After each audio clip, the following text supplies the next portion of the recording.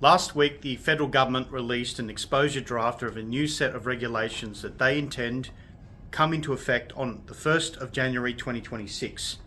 This relates to the use of cash. It's called the Competition and Consumer Industry Codes Cash Acceptance Regulations 2025. Don't be fooled. It says cash acceptance.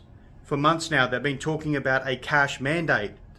Andrew G, Bob Catter, and Dai Lei last year moved a bill, or were preparing to move a bill to mandate cash across the Australian economy. And Jim Chalmers came in and said, just wait, we'll help you. And so Jim Chalmers has come up with this as the counter proposal to a full-blown Australia-wide, economy-wide mandate of accepting cash in all businesses. So, even though it says cash acceptance, it is not. This is the anti-cash acceptance, anti-cash mandate regulations that the government has just come out with. This takes us further down the pathway of a cashless society where cash is being removed from the economy. This does the work of the banks. So, this is not a bill. This is a set of regulation changes that are coming from the Federal Executive Council that will be signed off by the Governor-General to modify under existing laws, consumer laws, the rules about accepting cash. And what are they? 1. Cash only needs to be accepted by supermarkets and petrol stations, and only up to $500. That is, if you have a petrol station or a supermarket making over $10 million a year. Every other small business, medium-sized business in the country is exempt from having to accept cash if they don't want to. So the government with this is setting out regulations that give the green light for any business in Australia to treat cash as optional. That is the opposite of what we need. We need the Citizens Party calls for an industry, Australia-wide, economy-wide cash mandate.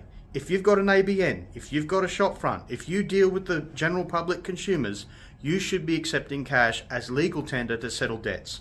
That's what we support. This is not that.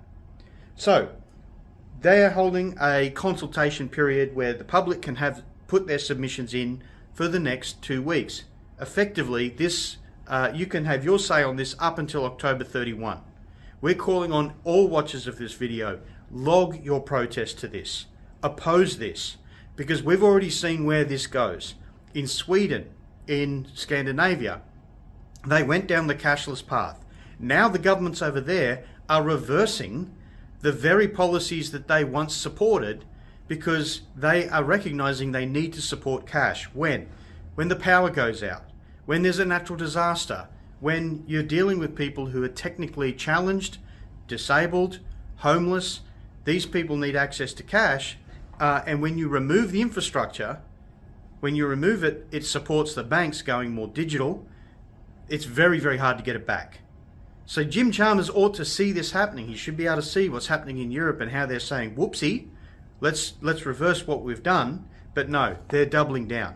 And that is because the major parties are captured by the bank lobby, the Bankers Association, and a bligh, and on it goes. So I'm calling on all watchers of this video, oppose this.